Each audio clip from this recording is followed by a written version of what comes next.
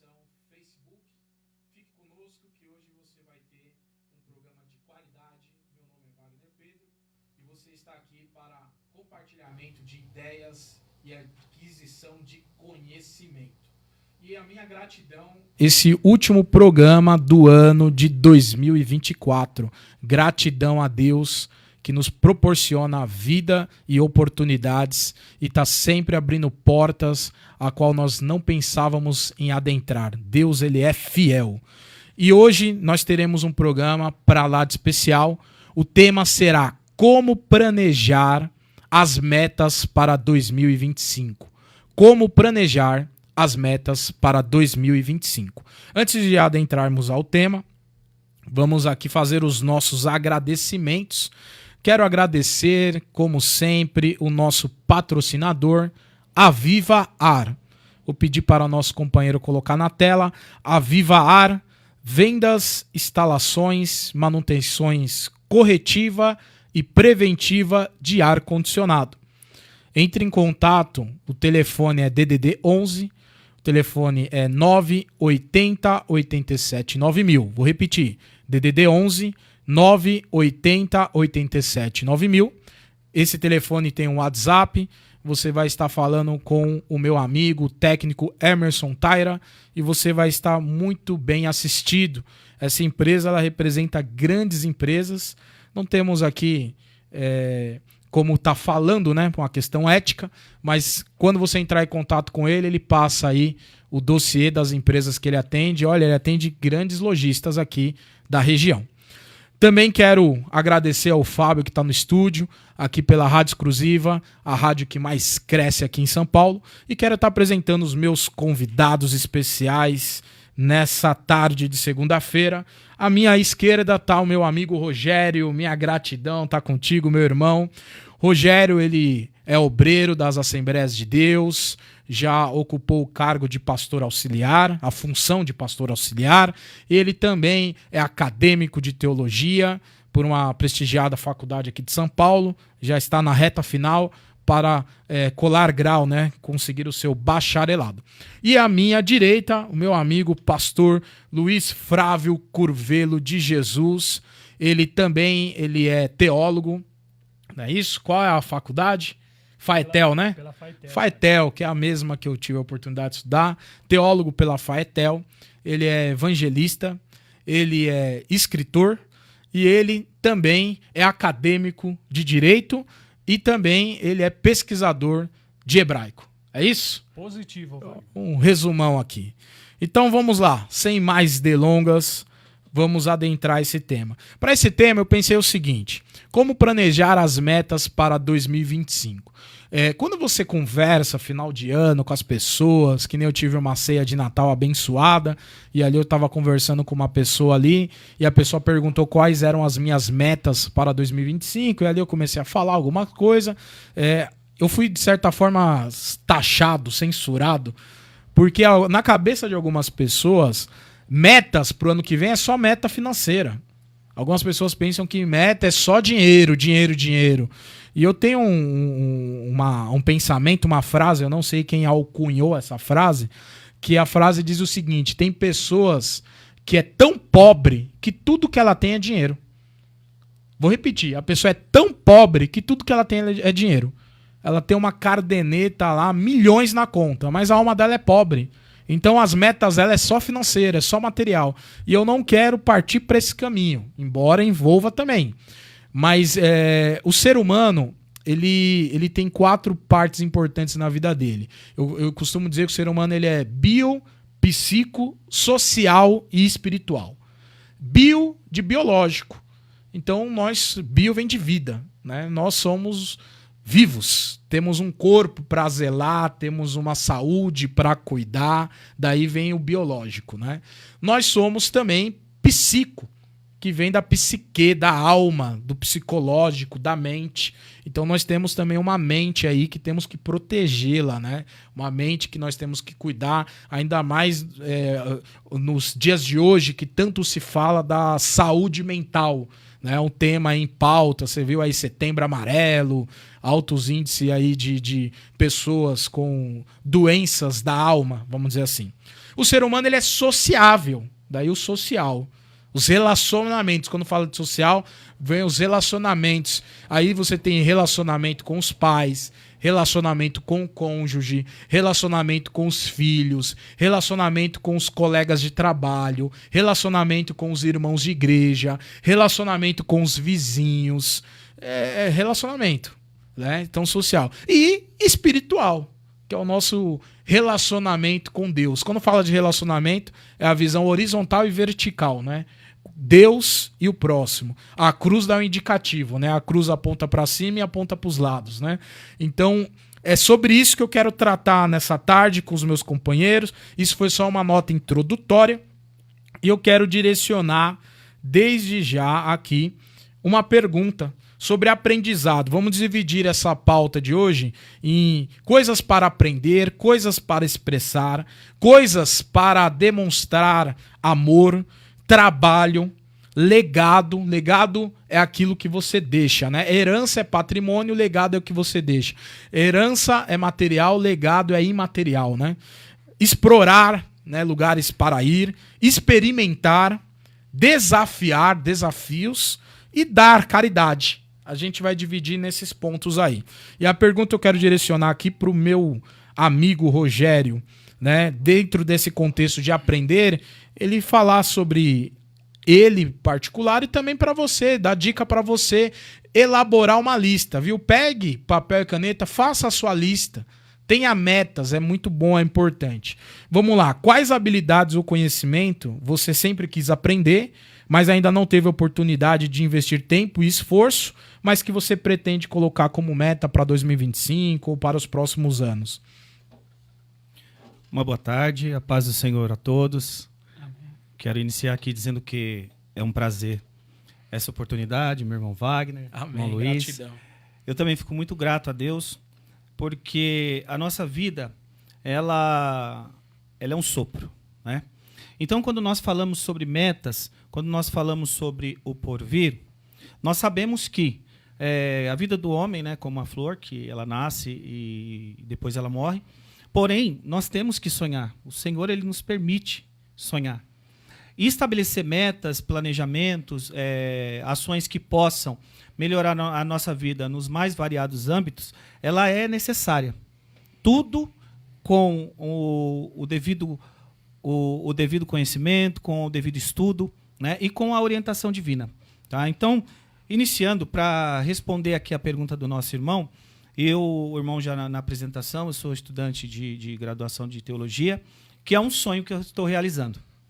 E todo sonho, ele precisa, sim, ter uma métrica, ele precisa ter perseverança, geralmente são difíceis de serem alcançados, e eu já iniciei. Então, uma das metas para 2025 é continuar, porque a cada mês, a cada semestre é um desafio diferente, que requer muito esforço, requer muita dedicação, e Deus tem nos abençoado. Eu posso dizer que até aqui o Senhor me ajudou nessa empreitada, tá? Porque a ideia é sempre aprender mais para poder servir melhor, né? Dentre o que foi passado aqui, eu tenho algumas ideias que são muito interessantes, né? Por exemplo, algo que eu gostaria de iniciar, não sei se consigo agora para 2025, mas que fica na minha mente, é uma especialização, no caso de estudante de teologia, nas línguas originais, no grego e no hebraico. Gostaria muito e tenho isso em mente para poder me aprofundar, tá? E também na língua inglesa, que aí eu já parte mais para um lado tanto profissional quanto também para a realização de uns sonhos. Minha família e eu, nós temos, né, o desejo de viajarmos, conhecermos outros países, tá? Até a filha da minha esposa, a minha enteada mais velha, ela mora nos Estados Unidos, nós estamos tentando o visto para poder ir para lá. Então, que é um novo universo, é um novo desafio. Então, para isso, é necessário, sim, ter uma organização, né? Eu trabalho, sou do ramo comercial, então eu trabalho, estudo, obviamente que sobra pouco tempo. Porém, se nós realmente desejarmos e nós colocarmos isso de uma forma organizada, a gente consegue realizar esses sonhos. Então, para 2025, sim, eu tenho desejo de me aprofundar um pouco mais nas línguas originais e na oportunidade que eu tiver também eu quero aprender a língua inglesa. Muito bem. Pastor Luiz Flávio Curvelo de Jesus, uma pergunta para você dentro desse assunto. Como o aprendizado de algo novo pode impactar positivamente na vida pessoal e ou profissional para 2025? Boa tarde a todos os ouvintes aqui da rádio, a meus amigos, meus irmãos que estão aqui.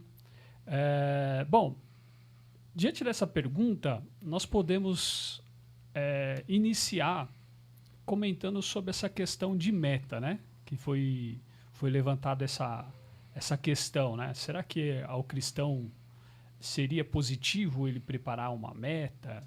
Né? O que a Bíblia tem a dizer sobre isso? Eu estava em casa pesquisando e encontrei uma palavra hebraica que na transliteração a gente pronunciaria ela em português como matará, né? Matará, que significa meta ou objetivo. Aparece em alguns versos da Bíblia hebraica. No entanto, ela pode ter variações no seu uso conforme o contexto em que ela está ali inserida, né? Especialmente em textos poéticos e proféticos. E eu gostaria de abrir aqui, por exemplo, com o Êxodo capítulo 19, versículo 17, que diz assim, ó, e Moisés levou o povo para fora do arraial ao encontro de Deus. Né? Essa palavra ao encontro, o encontro é uma palavra oriunda de matará, que significa uma meta. Né? E neste contexto, matará pode ser entendido como alvo, né? Ou ponto de encontro. Então eu já abro aqui a minha participação dizendo que a questão de meta é uma questão que sai de Deus. Porque Deus tem uma meta para nós, né? Que alguns ousam chamar de propósito divino. Né? Então, eu acredito que se o nosso Deus ele tem um propósito para nós, se ele tem uma meta para nós, por que o cristão não pode ter as suas metas? Muito bem. Muito bem. Pegando esse gancho aqui, a gente está falando sobre aprendizados, né? Aí eu lembrei de uma frase do Nelson Mandela, embora eu tenha algumas controvérsias com a história política dele, né? Mas essa frase eu concordo. A frase diz assim: a educação é a arma mais poderosa que você pode usar para mudar o mundo.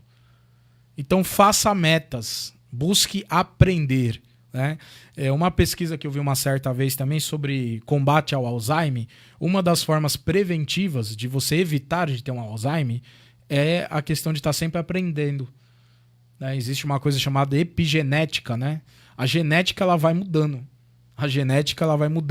Você vai criando memórias, né? E isso fica registrado na sinapse neural, e isso, de certa forma, a pessoa que está sempre aprendendo, ela tem uma proteção no seu cérebro.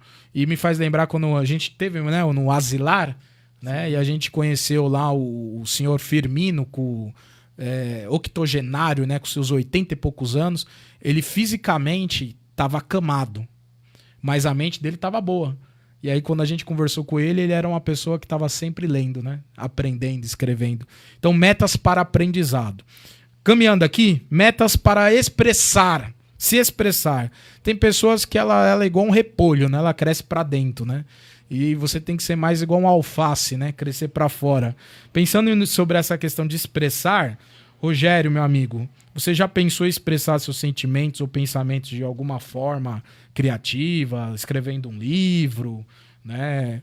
Ou de uma outra forma que não me vem à mente, assim? Ou você já expressa isso? Como é que é isso na sua vida, essa questão de expressar? Que de repente tem alguém nos acompanhando, qual que é a importância dessa pergunta?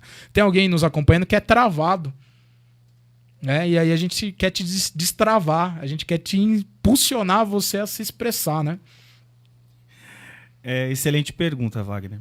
Eu venho do ramo comercial, já há 2 décadas aí trabalhando com o público, e é necessário, a gente precisa ter essa desenvoltura para a gente conseguir negociações, para a gente conseguir alcançar objetivos.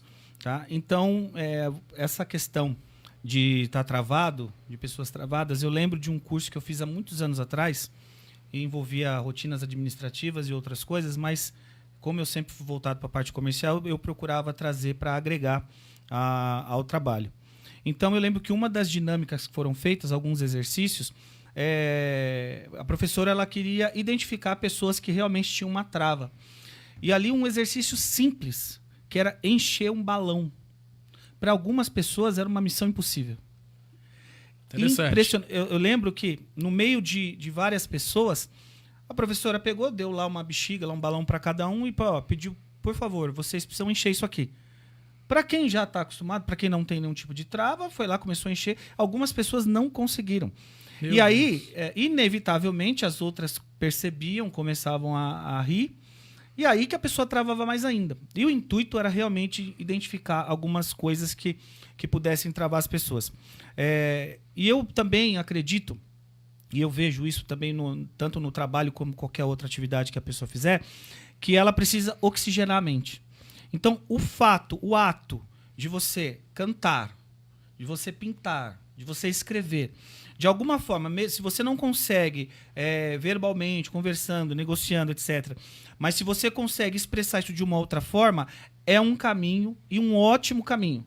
Obviamente que também existem terapias e uma série de outras coisas, mas dentro principalmente de quando nós falamos de coisas profissionais, muitas vezes terapias, coaches, etc., te passa algum tipo de exercício que faz com que você oxigene a sua mente e com mente oxigenada você consegue não apenas executar algumas coisas, como ter novas ideias.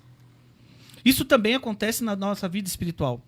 Então, a partir do momento quando você tira um momento, que você faz um jejum, por exemplo, que você tira uma semana de consagração, você também está oxigenando, você está oxigenando a tua alma.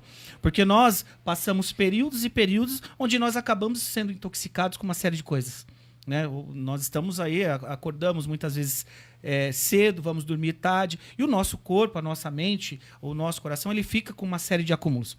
Então, quando você tem alguma coisa desse tipo, que você consegue colocar em prática, faz com que você extravase, faz com que você oxigene seu cérebro, ou, se nós falarmos espiritualmente, quando você tira uma semana, alguns dias, para se consagrar e meio que desliga das coisas que você está acostumado a fazer, isso faz com que novas ideias surjam, novas oportunidades, e aí você consegue, sim, desenvolver um trabalho bem melhor, seja qualquer âmbito que você tiver.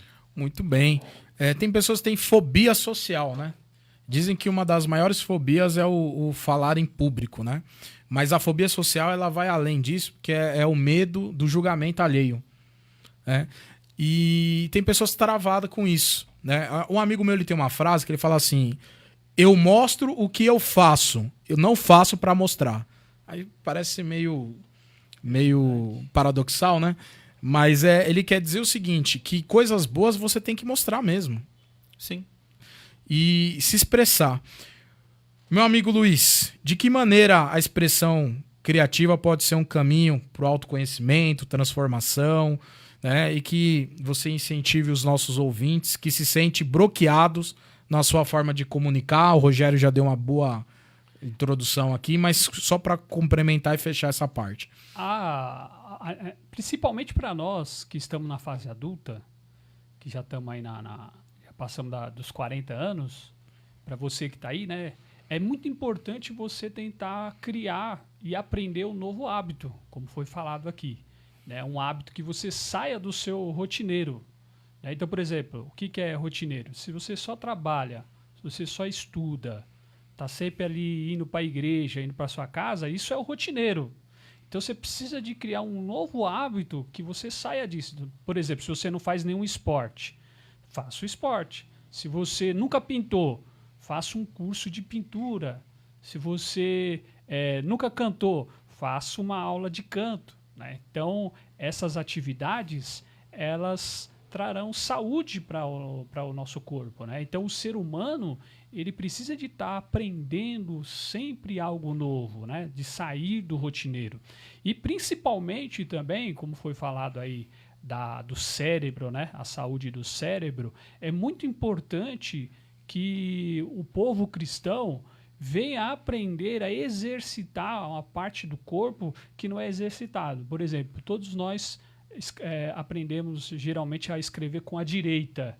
Né? Então a gente relega a esquerda, a parte esquerda do corpo de quem é direito não é utilizado. Então, para nós que estamos aí já bom é o ambidestro, né? Que faz as coisas com as fazer duas com os mãos. dois, né? Pintar com os dois pés. Quem chuta com os dois pés, né? É bom no futebol, né? Não, isso é muito extraordinário. Até para não tomar muito tempo, recentemente eu fiz um curso sobre neurociência, né? E aí o professor ele trazia uma diferenciação do cérebro de uma criança para o adulto. Então, a plasticidade do cérebro da criança é muito melhor do que a do adulto. Então, o adulto tem mais dificuldade de aprender. E aí teve um cientista na Europa que fez um experimento que foi o quê? Ele criou uma bicicleta que tinha lá um sistema que quando você virava o guidão para a esquerda, a roda ia para a direita. E quando você virava para a direita, a roda ia para a esquerda, né? E ali ele foi tentar andar naquela bicicleta e tomou vários tombos, né? Ele demorou 8 meses para aprender a andar naquela bicicleta, Dr. Wagner. Aí o duro é voltar a andar na outra, né? Isso, e depois voltar novamente, né? Então isso elucida o que a gente está falando, né? De a gente aprender novas práticas. Isso é muito bom.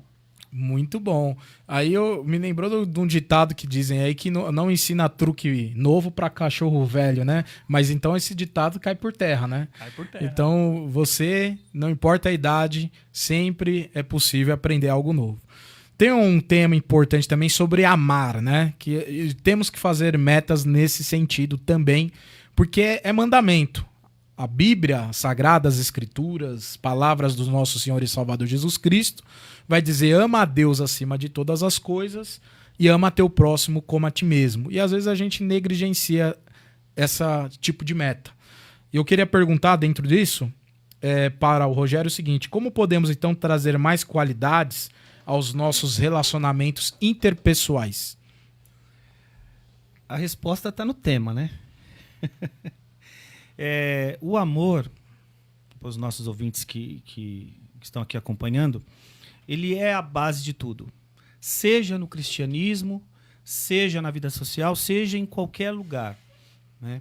Então, assim como o nosso irmão citou aqui, o grande mandamento, né, os fariseus, eles inquiriram, eles queriam experimentar a Jesus quando eles perguntaram: mestre, qual é a grande lei? E Jesus ele respondeu, né? Amar ao Senhor teu Deus acima de todas as coisas, de todo o teu coração, de toda a tua alma e de todo o teu pensamento, e semelhantemente amar ao teu próximo como a ti mesmo. Então, eu vejo de uma forma sensacional quando Jesus ele usa essa expressão como a ti mesmo, porque a balança do homem é muito enganosa, né? Então é necessário, respondendo à sua pergunta, uma frase, um nome que é bem usado nos dias de hoje, que é empatia. Né? Então, quando nós nos colocamos no lugar do outro e nós deixamos as nossas armas, principalmente a arma do julgamento, de lado, e nós procuramos entender quais foram as motivações, o que acontece na vida de outra pessoa, mesmo em discordância com o que nós pensamos, porque aí é que está a grande questão. Eu sou amigo do Wagner, amigo do Luiz, enquanto eles pensam da mesma forma que eu. Então, quando entra o contraditório, aí esse amor já começa a esfriar um pouco. Então, o que acontece? Nós temos essa dificuldade. Isso nós temos, claro que eu estou generalizando, mas o ser humano ele tem dificuldade de respeitar a opinião alheia e de trabalhar com o contraditório. Nós não somos os donos da verdade. Então, quando nós partimos do princípio que a sua opinião é importante, e mesmo que ela seja diferente da minha, ela vai servir para a minha construção e para a sua construção, então nós já passamos aí para uma meta. A meta de quê? De nós termos um relacionamento melhor. Então, aos nossos ouvintes, né, para 2025, aprenda a demonstrar o amor através do respeito, através de ouvir. Nós temos 2 ouvidos e uma boca, só que infelizmente tem muitas pessoas que falam como se tivesse 2 bocas e ouvem como se tivesse um só, né? Então é interessante que nós partimos deste princípio de nós termos o amor embasado no respeito, embasado na empatia, né? Para nós não cairmos. Nós temos aí o que Paulo escreveu na primeira carta aos Coríntios, capítulo 13, para muitas pessoas é até um poema, é muito lindo de se recitar, mas ele diz que não importa o que você saiba fazer, quais são as suas habilidades. se você pode falar a língua dos anjos, a língua dos homens, se você não tiver amor, e é muito interessante quando ele fala, é como um sino. O sino, ele tine, ele faz barulho, mas ele não tem nada dentro. E nós precisamos demonstrar conteúdo. Tem uma frase, né, de um filósofo que diz assim, as suas atitudes, elas falam tão alto que eu não consigo ouvir o som da sua voz. Então é com atitude, com respeito, com empatia. Eu acredito que seja uma meta não só para 2025, mas uma meta diária, no tempo que nós estivermos nessa terra, para nós conseguirmos mudar pelo menos o nosso entorno. Muito bem. Coloque como meta melhorar os seus relacionamentos conjugal, familiar, com os parentes. Tem que ter esse tipo de meta na nossa lista. E aí você vai fazendo o check-in, né? Exatamente. Vamos virando aqui a chave, falar sobre trabalho, né? Eu vou direcionar o pastor Luiz, mas vou fazer uma observação aqui. Eu já fui da Polícia Militar do Estado de São Paulo, temporário, força pública, como eles chamavam. Já fui funcionário numa multinacional, aqui na Zona Sul, bairro da Berrini, uma empresa que está no Brasil e no México e em outros países. Hoje eu estou na condição de operador do direito, mas já estou visando migrar para a área de docência, da aula. E aí algumas pessoas veem isso absurdo. Falam, o Wagner é doido. E a pergunta tem a ver com isso, né? Se você tivesse a chance de mudar de carreira agora, pastor Luiz, qual seria a sua escolha, né?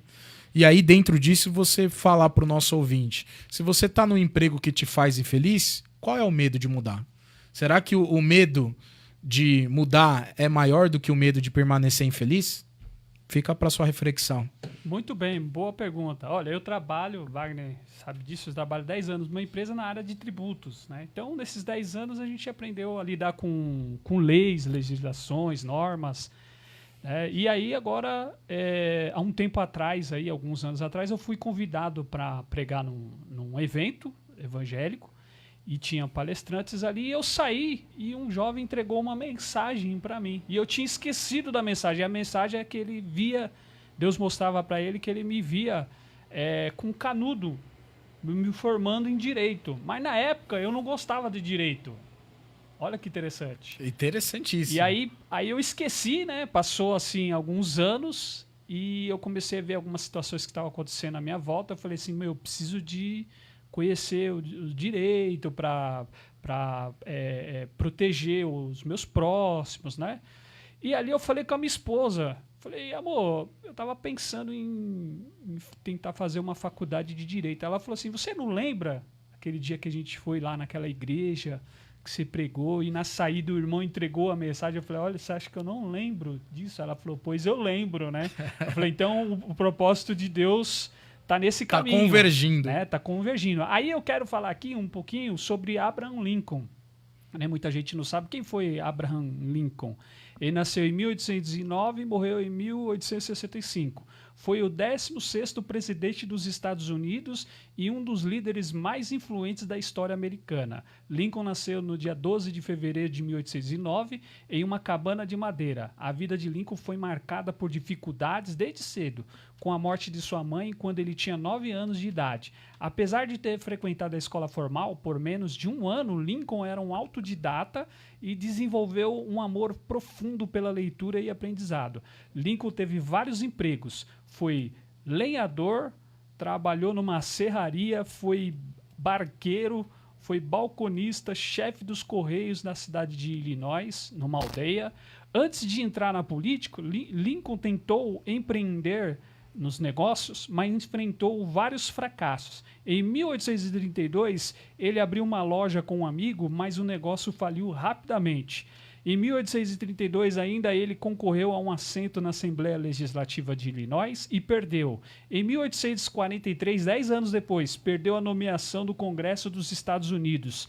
Em 1854, tentou se eleger para Senado dos Estados Unidos e foi derrotado. Em 1856, buscou a nomeação como vice-presidente do Partido Republicano, mas não conseguiu. Em 1858, concorreu novamente ao Senado, enfrentando Stephen A. Douglas, mas perdeu mais uma vez. E aí, em 1860, ou seja, começou em 1832, na carreira política. Só em 1860 foi eleito presidente dos Estados Unidos e conseguiu emitir em 1863 a Proclamação de Emancipação, declarando a liberdade dos escravizados nos Estados Confederados e lançando as bases para o fim da escravidão com a aprovação da 13ª emenda à Constituição em 1865. Ou seja, é possível você estar em movimento, não ficar parado. Aí por pegar seu gancho, eu sou fã de carteirinha de Abraham Lincoln, né? E ele tem uma frase que diz o seguinte: não importa o ninho se o ovo for de águia. Abraham Lincoln. O que quer dizer isso? Às vezes você fala, mas eu sou de família simples, sou de família humilde. Não importa, se você for águia, não importa de qual ninho você veio, você vai voar, né? Dentro desse assunto de trabalho aqui, sucesso, Rogério, qual a importância de equilibrar a vida profissional e pessoal, tendo como meta 2025, especialmente com tantas opções, né, de trabalho remoto, ou novos tipos de carreira? O que você diria, você ainda que é da área comercial? Porque tem pessoa que reclama, eu acho, o que mais me incomoda é a pessoa reclamar e não fazer nada para mudar. Isso que para mim não tem nexo. Comente um pouco sobre isso. Perfeito. A questão de novas formas de trabalho, eu vejo com muito bons olhos, porque elas vêm realmente para fazer esse equilíbrio. Tá? Tem um ditado, né, secular que diz que o homem gasta a saúde atrás do dinheiro, depois gasta o dinheiro atrás da saúde. Então, tudo que é excessivo, ele faz mal. Né? Então, eu vejo sim o equilíbrio. Vamos falar aí, por exemplo, de home office. Né? O home office ele é uma antítese. Por quê? Porque ele te disponibiliza, de uma certa forma, você ter esse equilíbrio da sua vida pessoal com a sua vida profissional. Porém, ele requer uma educação muito grande, uma disciplina muito grande. Principalmente, né, no meu caso, que vem da área comercial, então a gente produz. Né? Não é como a produção da indústria ou outro tipo, mas é uma produção. Por quê? Porque você precisa estar repetindo aquele trabalho de forma constante para que você obtenha os seus resultados. Então, você está negociando, você precisa negociar, acompanhar, você precisa organizar as suas coisas, só que quando você está trabalhando, por exemplo, de home office, qualquer coisa pode tirar você do foco. Então, se você tiver um equilíbrio e conseguir organizar a sua vida, onde você tem a sua mente, ela tenha uma chave ligada no sentido de eu estou trabalhando. Então, você consegue produzir da forma a contento, e você também consegue equilibrar. Por quê? Tem muitas questões. Horário, por exemplo. Uma pessoa atravessa a cidade e fica 2 horas no trânsito. Então ela corre o risco de chegar atrasada no trabalho por diversas vezes. Uma pessoa que trabalha de casa, ele não vai correr esse risco. A não ser que ele perca a hora, né? Mas ele não vai correr esse risco. Né? Então, uma pessoa que trabalha e estuda, se ele trabalha em home office, ele consegue equilibrar e ele vai conseguir ter mais qualidade, não vai precisar, de repente, sair do local de trabalho e direto para a instituição de ensino, então ele vai ter uma qualidade de vida melhor. Eu vejo isso com muito bons olhos, extremamente necessário. Tá? Nós temos família, muitas vezes é necessário você conciliar algumas coisas com filhos, algum compromisso que você tenha, e onde você organizando ali da forma correta, você vai conseguir êxito. Né? Então, dentro das várias formas que nós temos, né, o home office, isso de repente para quem tanto faz se a pessoa ela é CLT ou se ela for um autônomo, um PJ, alguma coisa do tipo, desde que ele tenha a consciência que aquele é o ganha-pão dele, ele precisa produzir. Guardem isso. Tem que ter produção. Se você tiver uma organização e conseguir produzir e administrar o seu tempo, você vai ter uma qualidade de vida melhor. E aí eu acredito que é um bom caminho para esse equilíbrio, vida social e vida profissional.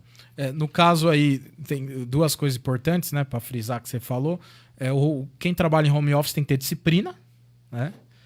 E quem trabalha fora tem que ter consciência de não ser excessivo, né? O cara só trabalhar e tal e negligenciar a família e relacionamentos.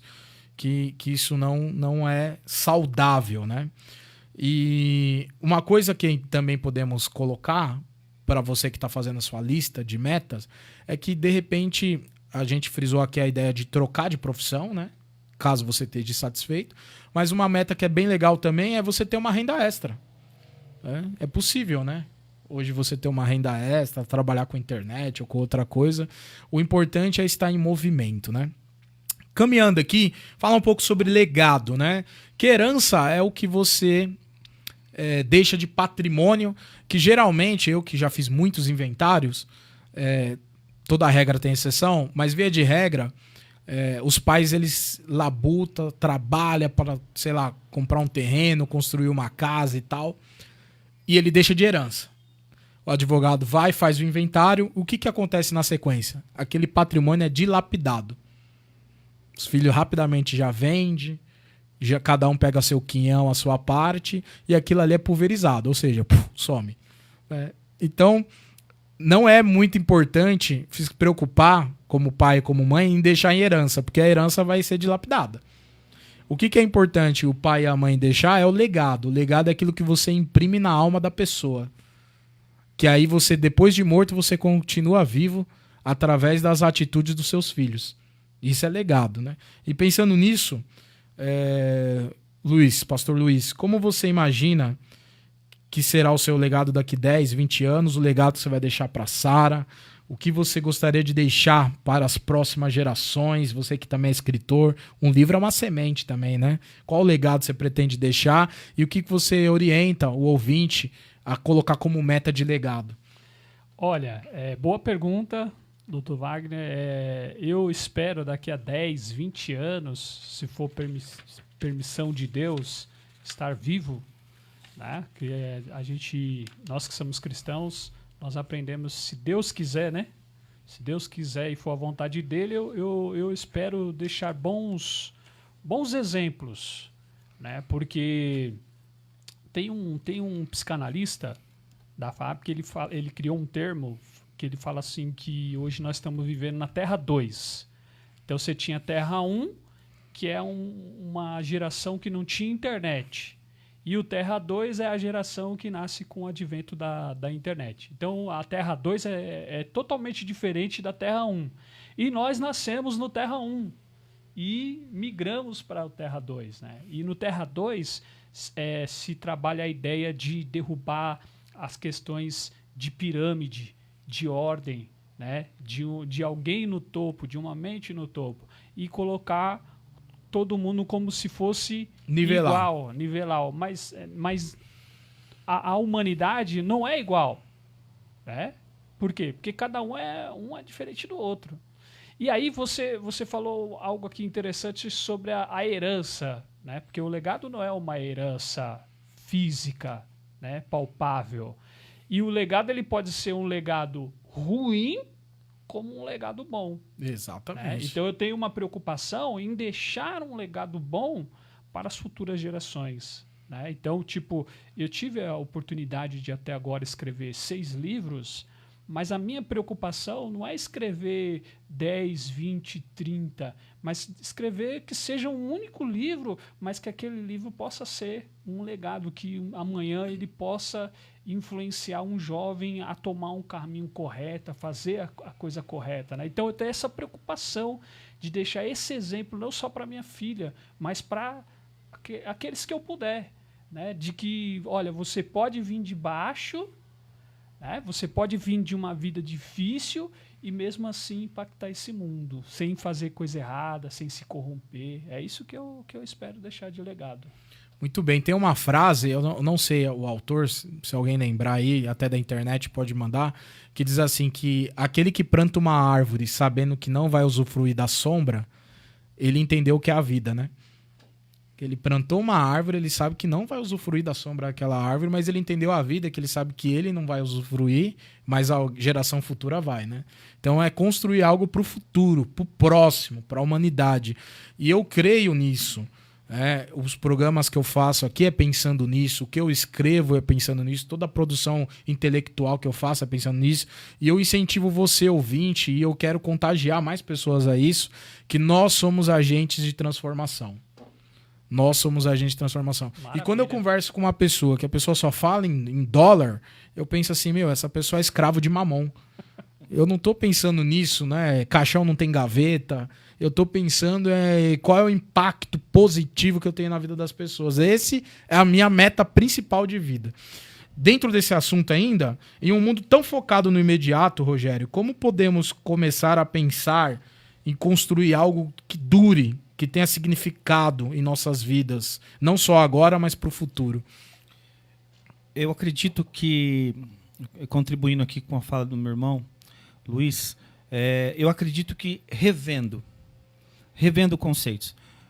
Paulo, escrevendo a Timóteo, na segunda epístola, ele disse que combateu o bom combate, acabou a carreira e guardou a fé. Nessas 3 frases que ele coloca, nessa frase, né, dividida em três etapas, ele fala um resumo sobre a vida dele.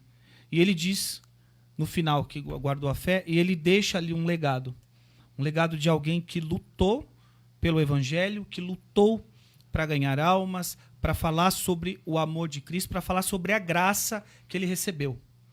Então, nós temos que ressignificar muitas coisas. Então, eu acredito que eu tenho uma filha de 9 anos, a Rafinha, né? Vocês conhecem.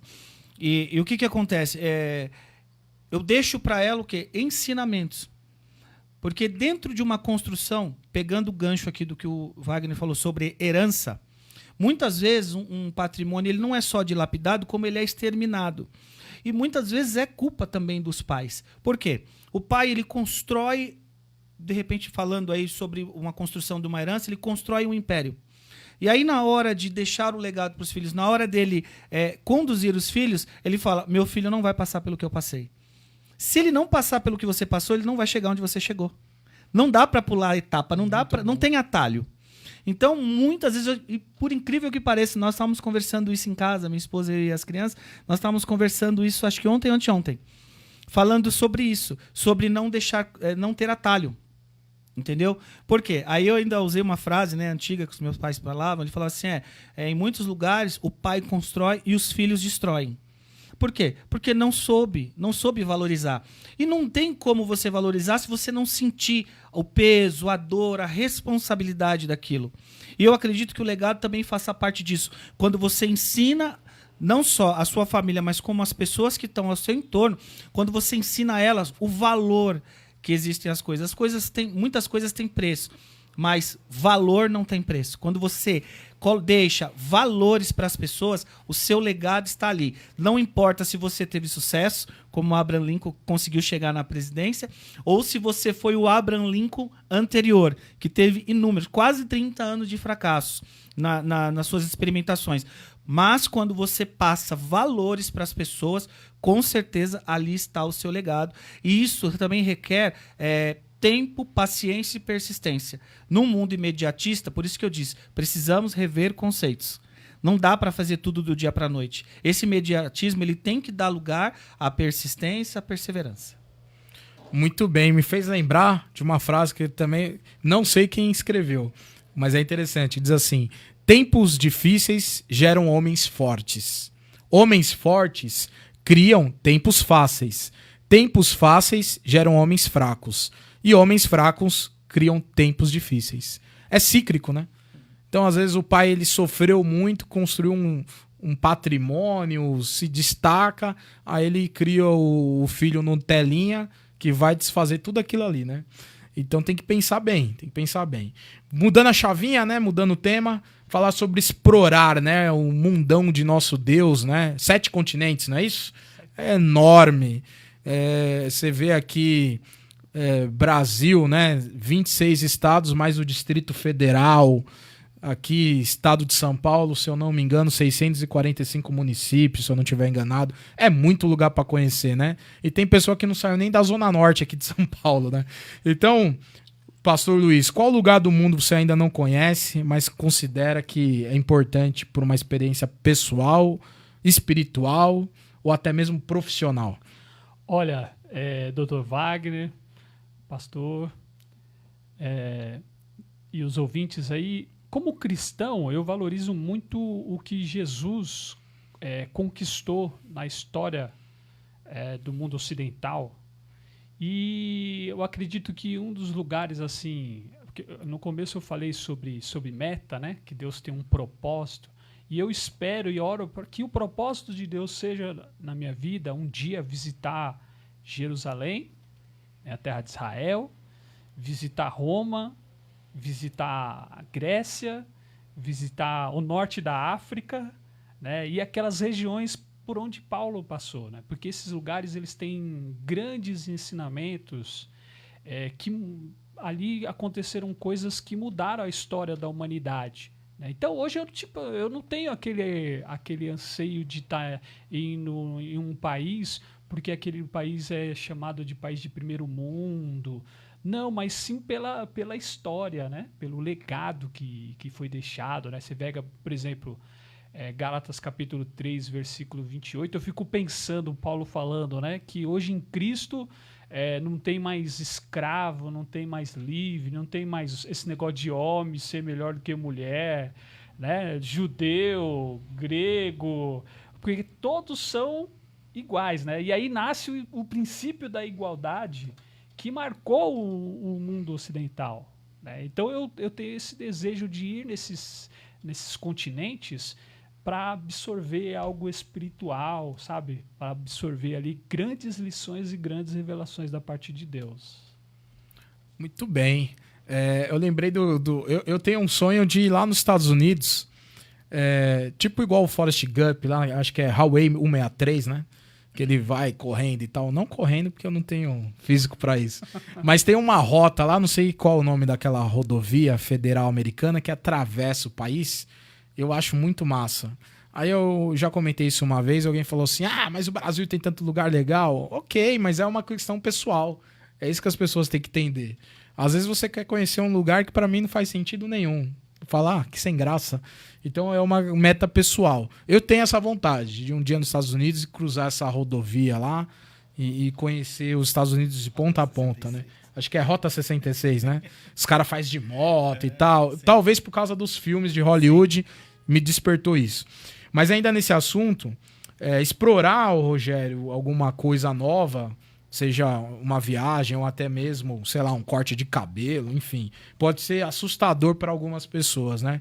Como você acha que devemos lidar com o medo de sair dessa zona de conforto para realizar, de repente, uma viagem internacional ou ter uma experiência diferente? Como devemos agir? Toda mudança, ela traz transtornos, né? Eu mesmo costumo ser muito metódico nas coisas que eu faço e tenho, sim, confesso aqui para os irmãos que tenho um pouco de dificuldade para algumas mudanças e muitas coisas também traz medo, né? Porém, não sendo demasiado, o medo, a angústia de algumas coisas, ela até faz bem, né? Tem um filósofo, Soren Kierkegaard, que ele tem uma ideia sobre angústia, que é a pessoa que aprende a angustiar-se. Uma pessoa que ela aprende a se angustiar da forma correta, que não tem demasia, né? O medo ele é um freio muito, muito importante para que pessoas não façam coisas loucas que possam prejudicar ela e as pessoas ao entorno. Mas aquela pessoa que ela aprende a se angustiar, ela consegue parar, ressignificar muitas coisas, e aí ela consegue um direcionamento.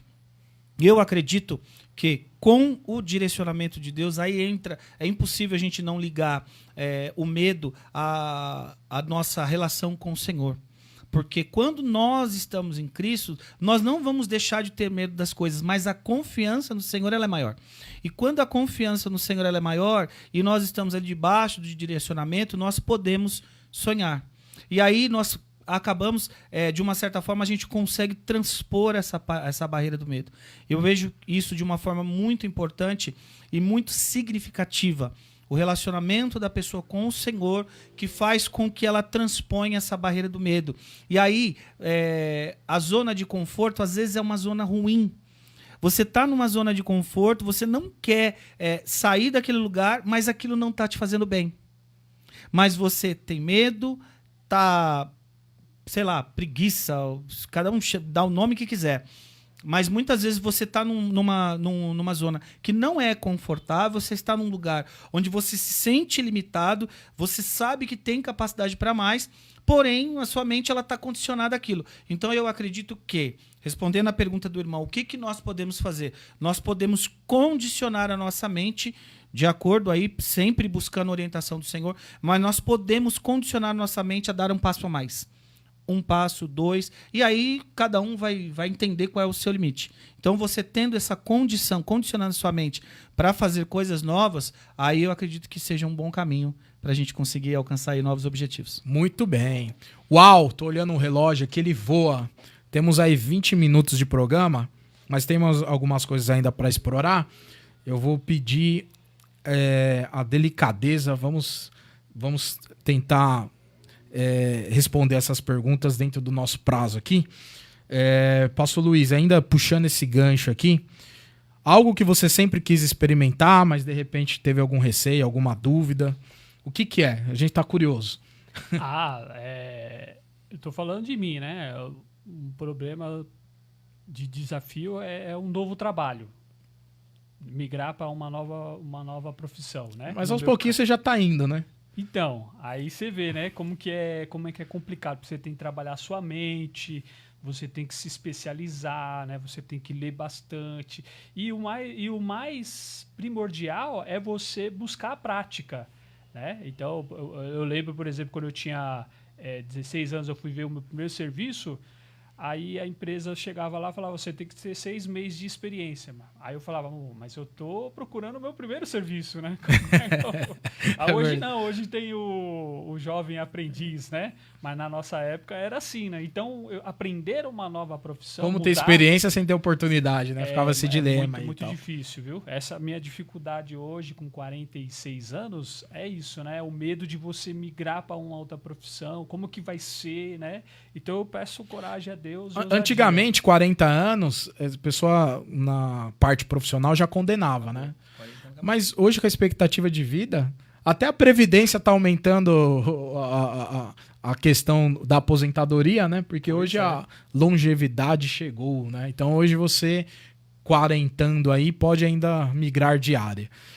Rogério, dentro desse assunto, o que você diria para aqueles que têm medo de mudar de profissão, de hábito, né? O que você diria para essa pessoa, para ela, sei lá, ser mais ousada para 2025, ser mais radical? Análise, sempre você analisar onde você está, para onde você quer ir, né? Você fazer uma projeção de médio e longo prazo, né? Cuidado, sempre com cuidado. Muitas pessoas elas acabam se arriscando, se aventurando aí em falsas promessas e acaba se dando mal. Porém, com direcionamento de Deus, porém sempre com coragem. Então, mais uma vez, uma antítese, você tem que ter cuidado, porém você tem que ter coragem. E nós já temos o exemplo aqui do irmão Luiz trouxe, de Abraham Lincoln, que fracassou várias vezes até conseguir o objetivo. Então, quando você tem foco e objetivo, você consegue. Você vai conseguir, mais cedo ou mais tarde, né? O gancho do que o Wagner falou.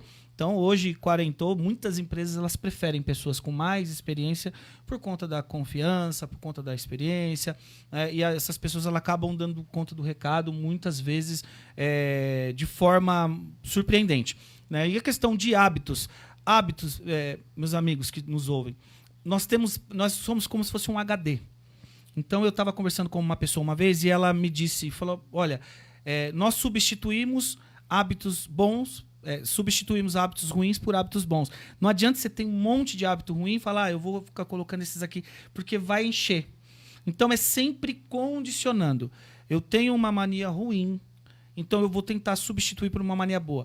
Isso também vai te ajudar a oxigenar e vai te ajudar a projetar o que você precisa. Então, sempre substituindo hábitos ruins por hábitos bons, vai florescer melhor, vai fluir melhor e vai te ajudar na conquista dos objetivos. Muito bom. Vou até dar uma dica de livro. Hábitos Atômicos, James Clear. Esse livro é sensacional, cara. Hábitos Atômicos, esse livro é muito bom. Vamos caminhando, falar sobre desafios aqui, pastor Luiz. Qual foi o seu maior desafio pessoal que você enfrentou até agora e como ele moldou quem você é hoje? Olha, eu acho que um dos maiores desafios, né? Eu tenho um ditado que eu criei, que fala assim, que o jacaré, ele mostra os dentes, mas ele não tá dando risada, né? E se você vacilar, ele te almoça, né? Então, tem coisas na nossa vida que acontece, né? Que o adversário, ele vem para tentar destruir quem você é, né? E o meu maior desafio foi reconhecer uma falha diante da minha família. Minha esposa e minha filha, né? Por quê? Porque elas foram um presente de Deus para mim. E chegou um momento que eu estava como se fosse Davi, iludido com o pecado, né? Nada na questão sentimental, mas era um pecado que estava me corroendo, né? E ali Deus estava cobrando de mim de que eu deveria pedir perdão para elas, né? E ali, quando eu pedi perdão, algo transformou, né, a minha vida. Por quê? Porque eu vi que aquilo ali estava me transformando em um homem que não era o homem que Deus queria, né? Então, acho que esse foi o maior desafio na minha caminhada como cristão, de conversar com a minha esposa e com a minha filha e mostrar que elas poderiam confiar em mim, que eu sou uma pessoa que sirvo a Deus. Muito bem. Humildade, né? Humildade. Isso é muito bom, viu? Esse ensino aí para nós. Rogério, em 2025, qual desafio você gostaria de se superar, seja físico, emocional, psicológico, espiritual, e que você acredita ser necessário para isso? O que você acredita ser necessário para isso? Eu acredito que, principalmente nos dias que nós vivemos hoje, um grande desafio que nós temos nós controlarmos o nosso emocional. Então, em meio a grandes problemas que nós tivemos, eu tive muitas dificuldades, não só comigo, mas principalmente em relação à família, na parte da saúde. Então, foram muitas situações difíceis, né? Pessoas que dependeram dos nossos cuidados, ali, cuidados paliativos durante anos, perdas que nos trouxeram aí muitas facadas mesmo, né? E que abalaram o emocional. E que, quando isso acontece, irmãos, nós somos crentes, nós entendemos que o Senhor, a vontade dele, ela é boa, agradável, é perfeita na vida de todos nós, mas a perda, quando nós perdemos alguma coisa, seja alguém ou seja algo, né? Isso realmente faz com que a gente fique abatido, né? O Senhor, ele teve muita misericórdia da minha vida, então muitas vezes eu precisei me reinventar, e Deus, ele foi bom comigo, ele sempre cuidando. Eu vejo na minha vida os cuidados do Senhor. Então o meu grande desafio, isso pessoal meu, mas eu acredito que sirva para muitas pessoas, é você depositar sua confiança no Senhor de uma forma onde você consiga se reinventar, onde você consiga controlar a sua parte emocional, que eu acho que hoje é um grande problema na maioria das pessoas, onde traz aí muitas atitudes até extremas de muitas pessoas. Então, o estudar, o buscar o conhecimento, o crescer não só na graça, mas também no conhecimento, isso tudo é um desafio que eu já venho trazendo, algumas batalhas que eu já venho travando, e que em 2025 eu sei que elas vão continuar sendo intensas, mas creio que o Senhor, ele vai nos ajudar. E controlar o emocional, para mim, nesse momento, eu acredito que na minha vida e na vida de muitas pessoas, é fundamental. Muito bem. Se tornar a melhor versão de si mesmo, né? Pastor Luiz, último tema da nossa pauta aqui é sobre dar, né? Sobre generosidade, que temos que colocar nas nossas metas também. Sim. Temos que colocar na nossa lista de tarefas, né? Como se tornar uma pessoa melhor, né? E a pergunta é a seguinte: como podemos incorporar mais atos de generosidade e apoio ao próximo nas nossas rotinas diárias, mesmo em tempos de dificuldades pessoais ou profissionais?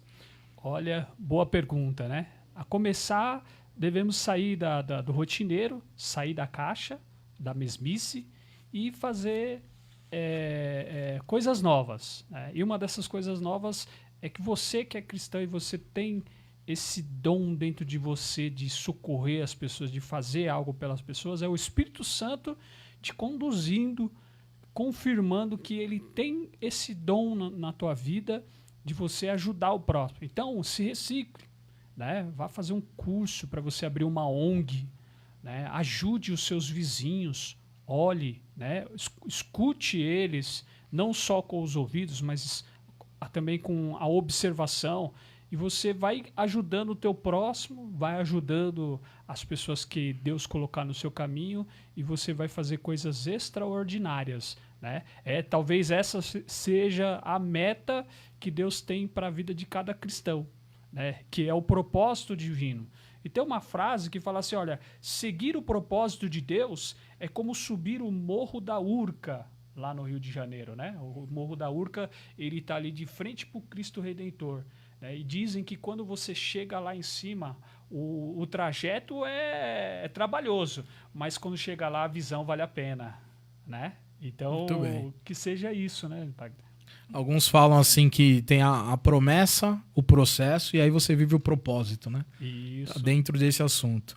Rogério, ainda nesse assunto de generosidade, de se dar, doar, uma última pergunta hoje. Como podemos, através de gestos, ações ou palavras, ser mais altruístas, né? E ainda dentro disso, você já se sentiu transformado por uma ação altruísta que você recebeu de alguém?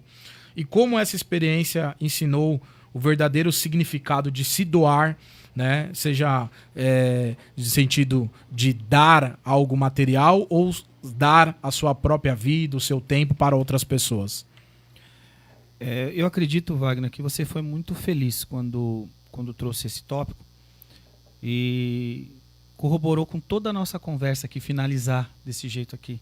Como o irmão Luiz falou, de você realmente olhar, mas olhar com vontade de ver. Olhar ali e observar, né? Então, foi muito feliz o irmão Luiz falar, olhar e observar. O ser humano, ele é sensacional. O mesmo ser humano que tem a capacidade de tirar uma vida como se não fosse nada, ele tem a capacidade de dar a vida dele como se a vida dele não fosse nada para salvar outra pessoa. Então, prazer, ser humano. Esses somos nós. Né? Eu vi, por exemplo, a questão da pandemia. Foi um divisor de águas na vida de pessoas. Então, experiências próprias. Né? Quando parou-se tudo, olha, a partir de hoje ninguém sai de casa, aí veio lá as orientações governamentais, as nossas orientações eclesiásticas, ninguém sai de casa. E aí nós começamos a ver pessoas que estavam sofrendo com isso. Então, eu me lembro direitinho, eu dobrei o meu joelho, vi que tinham pessoas próximas precisando de ajuda, e aí você estava naquela do ajudo, mas tenho medo, porque se eu sair, eu posso pegar, eu posso morrer, eu tenho uma filha, etc, etc. Então, eu lembro que eu dobrei os meus joelhos e fiz a seguinte oração, falei, Senhor, eis-me aqui, eu não vou me acovardar, me ajuda. E o Senhor, eu tenho certeza que Ele ouviu essa oração, porque eu tive a oportunidade de participar diretamente da vida de pessoas que precisaram, nesse momento, de socorro, de ajuda, de auxílio dos mais variados. Irmãos, desde de acompanhar o hospital, a ajudar de outra forma, entendeu? Pessoas que queriam ajudar outras, mas tinham medo, olha, e sabiam que eu estava em ação, e pediram, olha, Rogério, você pode me ajudar aqui, assim. Então foi, e o Senhor me guardou de uma forma maravilhosa, sensacional. Enquanto, em detrimento a isso, eu vi pessoas que não chegavam perto das outras, infelizmente, sucumbindo. Então é aquela questão realmente de nós condicionarmos a nossa mente.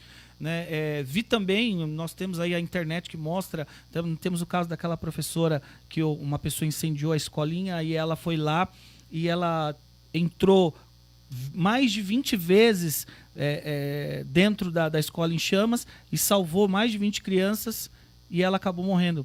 Então são atitudes que são altruísmos que faz você pensar o que eu estou fazendo no mundo? Quem sou eu? Então, como eu falei aqui há alguns temas atrás que nossa vida é como uma flor, né? Nasce, amanhã murcha e morre. Então a gente precisa dar sentido à nossa vida. E quando você fala em ajudar, quando você fala em ser um canal de bênção na vida de alguém, eu acho que a vida faz muito sentido.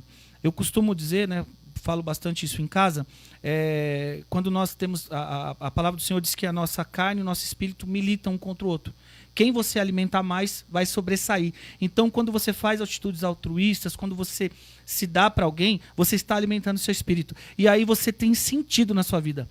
O Senhor, Paulo diz, né, em Atos 20, 35, né, ele cita o que Jesus falou, que mais bem-aventurança é dar do que receber. Porque quando você está dispondo, quando você está oferecendo alguma coisa, a sua vida faz sentido. Quando você só quer para você, então nós vemos casos aí de pessoas milionárias que se suicidaram, eu entendo que assim, a carne ela é insaciável. Você pode alimentar a sua carne do jeito que você quiser. Nós vemos aí, por exemplo, pessoas viciadas. A pessoa ela vai dando aquela droga para o corpo dela e aquilo nunca é suficiente. Ele precisa não só repetir, como ele precisa aumentar ou trocar de droga para fazer efeito. Mas quando você alimenta o seu espírito, você controla a sua carne e você dá um significado diferente para a sua vida. Quando chega no final, você fala, realmente a minha vida valeu a pena, ela fez sentido. Muito bem. Aí me faz lembrar uma frase que diz assim, quem não vive para servir, não serve para viver. Quem não vive para servir, não serve para viver. Chegamos ao término aqui do programa, né? Maravilhoso esse programa. Mas eu queria passar para o pastor Luiz fazer as suas considerações finais e deixar os seus contatos e uma mensagem final para o nosso ouvinte. E na sequência o Rogério faz da mesma forma. Maravilha.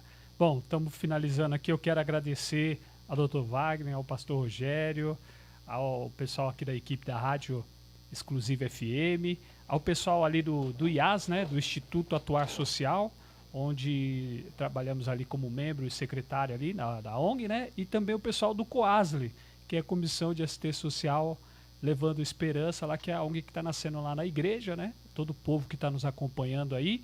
Quero agradecer por esse convite, por esse dia e deixar aqui uma mensagem para você, olha, de finalização. Ó. Thomas Edison, quem foi Thomas Edison? Thomas Edison foi o responsável por criar o primeiro protótipo de lâmpada, né? Olha que interessante, ó. E ele também é conhecido pela sua perseverança. Né? Ele criou ali, junto com alguns associados, realizaram 1000 tentativas antes de finalmente desenvolver uma lâmpada funcional. Quando perguntado como se sentia sobre essas falhas, ele respondeu o seguinte: eu não falhei 1000 vezes, apenas descobri 1000 maneiras que não funcionavam. Muito bem. Então eu quero Tente outra vez, né? Tente outra vez. Eu quero deixar essa mensagem para você. Não desista das suas metas. E fechando aqui, deixando para você nos procurar ali no Instagram, luiz.curvelo, @luiz.curvelo, e mandar um abraço e um beijo para todo mundo e para o nosso pastor Emerson. Maravilha. Rogério, suas considerações finais. Eu quero agradecer aos nossos irmãos aqui, Dr. Wagner, pastor Luiz. Sou muito grato pela oportunidade de nós trazermos um pouquinho da experiência, um pouquinho do que nós vivemos e um pouquinho da nossa opinião, né, que ela acaba convergindo, né, sempre no sentido de nós sermos bênção na vida de alguém. Tá? Deixar para os irmãos Mateus capítulo 6, versículo 33, onde Jesus diz para nós buscarmos primeiro o reino de Deus e a sua justiça. E ele diz todas essas coisas, porque o contexto, ele fala sobre os lírios do campo, ele fala sobre os pássaros dos céus. Então, o Senhor, ele conhece as suas necessidades, ele sabe o que você precisa e ele também conhece o desejo do seu coração. Mas quando nós temos uma vida voltada a termos um relacionamento com o Senhor, falávamos aqui um pouquinho antes de iniciar sobre a questão dos dias de hoje, cultuar, etc. Mas quando você tem um propósito de oferecer algo, quando você vai a uma igreja, você vai para ouvir uma palavra, sim, mas primeiro é o que você tem para oferecer. Quando você chega num local de trabalho, você precisa do seu salário, ok. Mas o que você tem para oferecer para aquela instituição? Quando você tem um desejo, seja um desejo, como o nosso irmão falou, de algo, de uma ONG, de algo que está sendo construído. Eu tenho um desejo particular de capelania hospitalar, algo que já tive experiência e que, se Deus permitir, eu quero ainda realizar. É sempre no sentido do o que você pode oferecer. Então, ofereça algo para a sua sociedade, ofereça algo para a sua comunidade cristã, para qualquer comunidade que você faça parte, ofereça algo para a sua casa, para a sua família. E saiba que existe um Deus no céu, que Ele cuida de você e todas as suas necessidades serão supridas. Deus abençoe. Amém. Irmãos. Eu quero externar minha gratidão, você ouvinte, que esteve conosco até agora. Externar minha gratidão ao nosso patrocinador, a Viva Ar. Volta no início do vídeo e vê lá os contatos. Minha gratidão ao Fábio, que está nos apoiando no estúdio. Minha gratidão a você, Rogério, que seja a primeira de outras, né? Que seja muito bem-vindo sempre. E você também, Luiz Flávio, meu amigo pessoal, particular, que seja também uma segunda de muitas outras, né? Amém. Tá certo? Eu queria deixar uma mensagem final para você de fim de ano. A mensagem diz o seguinte, bem rápido. Uma mensagem para os amigos, familiares, seguidores e você, querido ouvinte. Renovando a esperança, o poder do recomeço em 2025. Não importa onde você parou ou em que momento da vida você se cansou. O que importa é que sempre é possível e necessário recomeçar. O tempo, tão sabiamente, foi dividido em anos, fatiado. Nos dá a chance de parar, respirar e renovar as nossas forças. Afinal, 12 meses dão para qualquer ser humano se cansar e entregar os pontos. Recomeçar é dar uma nova chance a si mesmo, renovar as esperanças na vida e, o mais importante, acreditar em você de novo. Talvez você tenha chorado muito nesse período de 2024. Isso foi a limpeza da alma. Sentiu-se só por diversas vezes? Talvez tenha fechado a porta até para os amigos e familiares, mas agora é a hora de abrir essa porta novamente e permitir que o milagre da renovação entre em seu coração. Para você que ouve essa mensagem, eu desejo o sonho realizado, a esperança renovada, que sempre haja um sonho pelo que lutar, um projeto para realizar, algo a aprender, um lugar aonde ir, que você encontre força no recomeço, coragem para deixar para trás o que te prende. Se acreditou que tudo estava perdido, saiba que era o início da sua melhora. Se ficou com raiva das pessoas, isso foi uma oportunidade para poder perdoá-las algum dia. Que tal usar esse novo ano de 2025 para aprender algo novo ou retomar aquele desejo esquecido? Pense nisso. Pode ser um novo emprego, uma nova profissão ou até um corte de cabelo diferente, do simples para o difícil.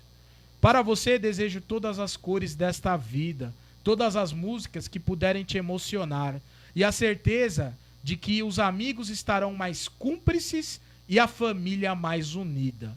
Hoje é o dia de fazer uma faxina na alma, jogar tudo que é de lixo para fora, tudo que te prende ao passado.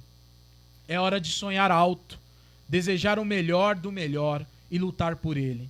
Afinal, somos do tamanho daquilo que vemos pela fé e não do tamanho da nossa altura. Que você tenha muitos desejos neste novo ano de 2025 e que eles possam mover você rumo à felicidade e ao sucesso. Recomeçar não é apenas começar de novo, mas viver com o coração aberto para o que Deus tem preparado para ti.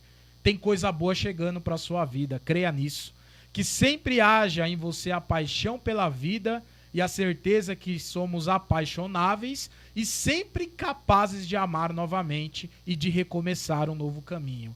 Porque no fundo, nós somos a expressão do amor de Deus. Que Deus te abençoe, um feliz ano novo e eu encerro o programa com essas palavras. Um abraço forte.